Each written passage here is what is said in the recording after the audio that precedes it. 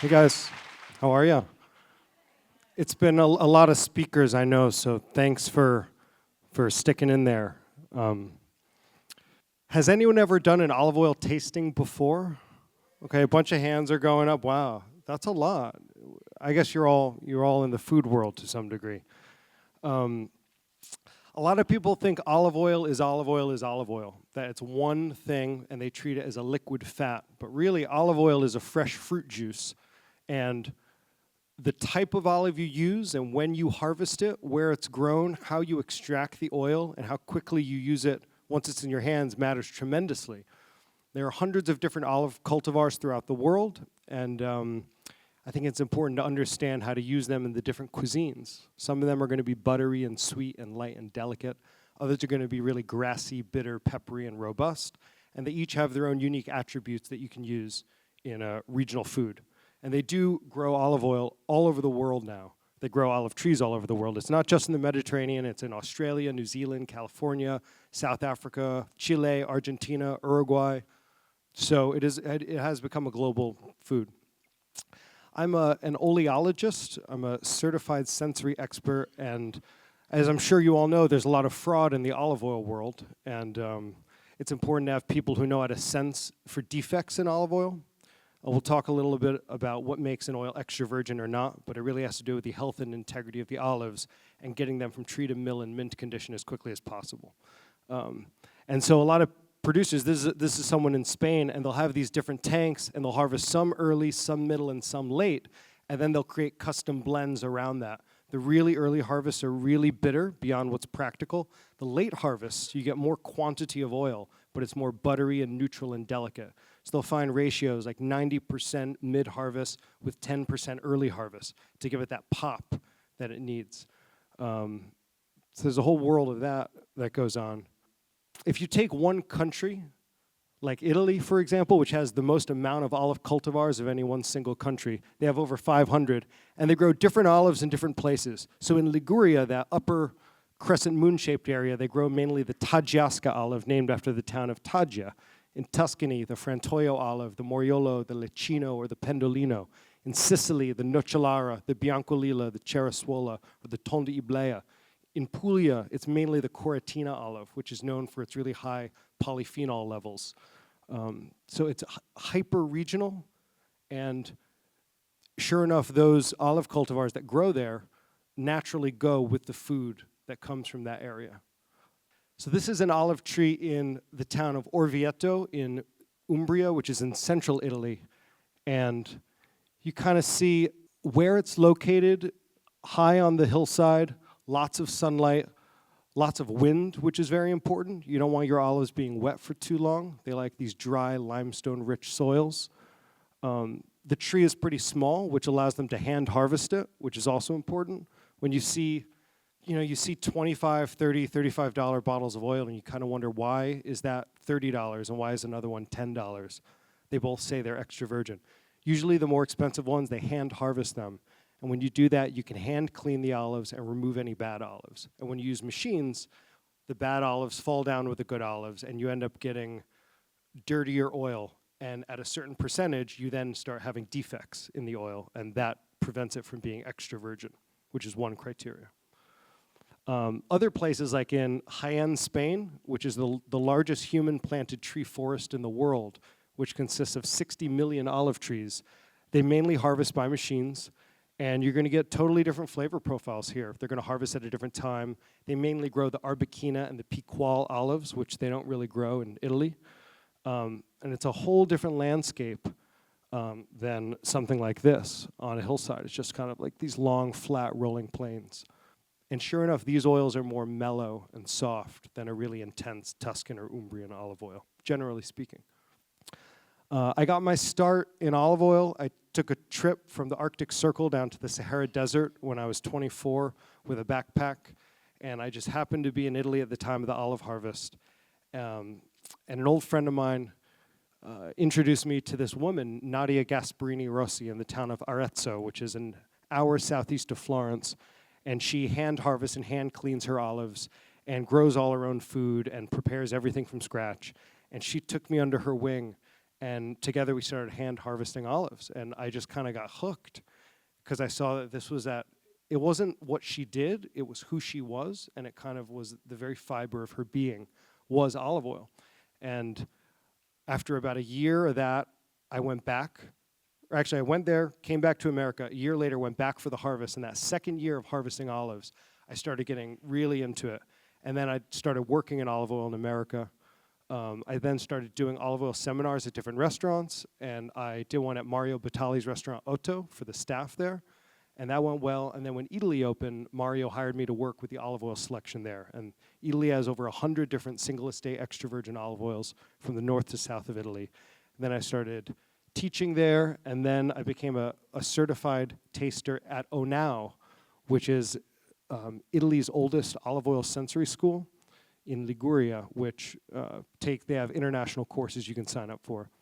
And then I started sitting on judging panels. And in April, there's the New York International Olive Oil Competition, which if you guys are interested in olive oil, you should check out. And then I started sitting on different panels and then traveling more and more forth. So it's been about 8 or 9 years of being totally obsessed with this. And people who get into olive oil, it becomes a total, you're always thinking about it. You're using it 3 times a day. There's all these, every year there's new oils, so the flavors are always changing based on the weather and the harvest. And there is an international oil community, and people are very tightly knit amongst this. And with the internet and Skype and everything, it's really, really been incredible for me. The oil on the left-hand side was pressed the day before. The oil on your right-hand side was pressed 1 year before. Olive oil degrades and oxidizes over time, and after 2 years, it actually goes rancid. So it is a fresh fruit juice, and freshness is a key component to quality. So when you buy olive oil, you always want to buy oils where you check for the harvest date. If an olive oil does not have a harvest date on it, you should be very alarmed because you have no idea how old it is. And the United States is a dumping ground for the unwanted oils from throughout the Mediterranean because we're the 3rd largest consumer of olive oil in the world, but we don't have an olive culture. So all the leftover oil from the end of the year after there's a new harvest, they ship it to Italy, it gets bottled in Italy, shipped to America. It says extra virgin, first cold press, product of Italy, with no olive cultivar on it, no region, and no harvest date. So you don't know if it's fresh, you don't know where they come from, and it's just, it's a lot of it's like twig and bug juice disguised with chlorophyll. And this isn't new. This has been going on for thousands of years. It's one of the most fraudulent foods in the world and has been for a long time. So I want to just help try to demystify this for you and help you be able to buy oil in a better way. And actually today at your lunch, I'll be doing an oil tasting with this unbelievable Umbrian oil that's from just a couple months old, and it's grassy and herbaceous and peppery and clean. So feel free to try some, and we could talk more then. All olives start their life green and ripen to a deep purplish black. There's no such thing as green olives and black olives. If you harvest the olives when they're green, there's going to be less oil inside of it, but it's going to be more grassy, herbaceous, vibrant, peppery, and have higher levels of antioxidants present. If you harvest later when the olives are dark purple, you're going to get more buttery, mellow, soft, delicate oils and a higher quantity. There's a special moment called veraison, when the top of the olive is turning that pinkish hue, but it's still primarily green. And this gives you a balanced oil with a good yield while still having structure and sort of vibrancy to it. And every year there's fierce arguments as to when you're going to harvest, and because once you start, you have to move quickly, and you have to do it when the weather's good. So if it's raining, you can't harvest. So every year they're kind of praying for good weather at different stages of the year so that you have healthy fruit and balanced fruit during the harvest. The fact is, the finest oils today are still harvested by hand. When you go by hand, you can comb the olives out and they fall on nets, and then you can move those nets in a line, and you can get on your hands and knees and remove any sticks, twigs, or any bad olives. Every time a bad olive gets in the batch, it's going to contaminate it, and if you get enough in there, you're going to get defects. They found that at 1.5% damaged fruit, it's undetectable by the human nose, but at 5%, people can start sensing these defects. And these defects are it's like a corked bottle of wine. It's not an opinion that something's wrong. It means that the olives were damaged or something happened to the oil and actually caused it to give these off aromas. Oftentimes, though, it's a lot more than that. Like when the olive fly lays its eggs in the olives, you can get 60, 70% infestation, and you end up pressing the maggot of the olive fly, and those end up in bottles. So that's a very common thing. That's why it's really important to acquire fresh, clean, healthy oil. That's why when people say you should cook in really bad oil, I question that. I think it's good for the pocketbook, but not really for digestion. So this is a damaged fruit. So if there's a huge difference between these and this. And if those keep getting in the batches, it's like orange juice. If you have rotten oranges and you press them and drink it, it's not going to be as good as really healthy ones. So we're dealing with fruit, and the health and integrity is integral. This happened because of a freak hailstorm a couple weeks before the harvest. It knocked about 30% of the olives off the tree, and the ones that remained on the tree began to rot. So if we weren't going through these and actually pulling those out, they would be contaminating the batch. And then we get to the press. Everyone is told to buy first cold pressed oil, as though that is the criteria which makes something good. But if you first cold press damaged fruit, you're not going to get good oil. And as a matter of fact, and this is really important, most oils today are not cold pressed. They're cold extracted. So a lot of people come to me and say, why doesn't this oil say first cold pressed on it? And it's because it says cold extracted. It's the modern method.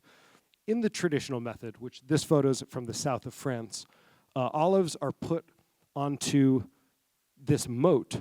They're put into this moat, and the stone crushes them into a paste. And how long it stays on here matters. If they're not crushed enough, you don't break the cell walls down and release the aromas. If they're crushed for too long, the olive paste begins to oxidize and degrade, and you end up losing those aromas in the oil. Where you bring your olives to be milled matters, because the miller will look at the olives, and depending on the type of olive and the degree of ripeness, they'll leave it in these machines for longer or shorter periods of time to get the desired result. And you can definitely ruin an oil in the milling process of extracting it. So after it gets crushed into a paste, which looks like a tapenade, it goes through a malaxation process that churns it into a finer paste. And at each one of these stages, you're slowly coaxing the liquids away from the solids, so the oil droplets begin to pool together. So when you put it on the physical hydraulic press, you can press it as gently as possible to extract the oil, which looks like this. It's almost like a 50-layer lasagna of olive paste and then a mat, olive paste and a mat, and then it slowly presses up from the bottom. And what comes out is about 20% oil and 40% water. The remaining 40% are the pits, skins, and pulp left over on the mat. And then that oil and water run through a separator that takes advantage of the different densities, and the olive oil comes out one side and the vegetable water comes out the other side. Everything can be reused here. The pits can be separated and crushed and dried and used as fuel to heat the home in the winter. The skins and pulp can be treated and go into animal feed or back in the soil. The olive leaves can be used to make olive leaf extract, which is high in oleologist and good for the immune system. The tree itself can be used to make olive wood cutlery or instruments and stuff like that. And then obviously you have the olive oil for beauty products or eating. And olive oil's original use was for skin as a topical treatment. People will cover their bodies in oil, and the fat in the oil lifts any impurities off the skin. They would then skim that off with like a sickle kind of thing, and it would clean them, it would moisturize their skin, and whatever they infused the oil with, they would then smell like that. So it was also used in the earliest forms of perfumery, and it's still used today. It's really an essential oil that often gets overlooked in terms of its ability on the skin. This is the modern method where olives are run through a series of vacuums and centrifuges. They're never exposed to oxygen. You can get sharper tasting oil from more ripe fruit. It's more sanitary, it's faster. Once you get one of these machines, it ends up being cheaper. So more and more producers are turning this route. So if you see an olive oil and it says cold extracted on it, do not be alarmed. That's arguably a better way to get oil out. Though I have had oil both the traditional way and the modern way. And you can get great oil either way. And then when it comes out, it is that neon green. Has anyone ever had fresh oil from the spout? few of you have. Where did you have it? Where in Italy? Abruzzo. Great. You? Where'd you have it? On the island of Crete. That's important. The island of Crete consumes the most amount of oil per person on Earth. It's about 33 liters per year. Just to give you an idea, the average American consumes about 1 liter of olive oil per year.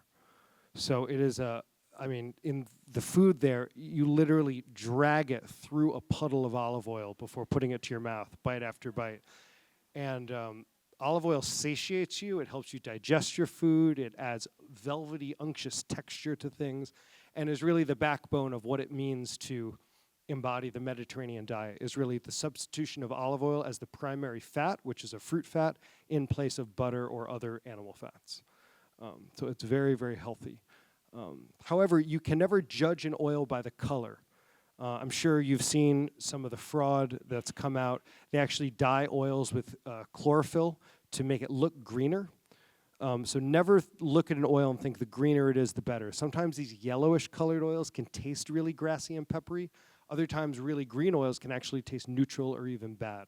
So the only way to really analyze an oil is to judge it in the smell and the taste.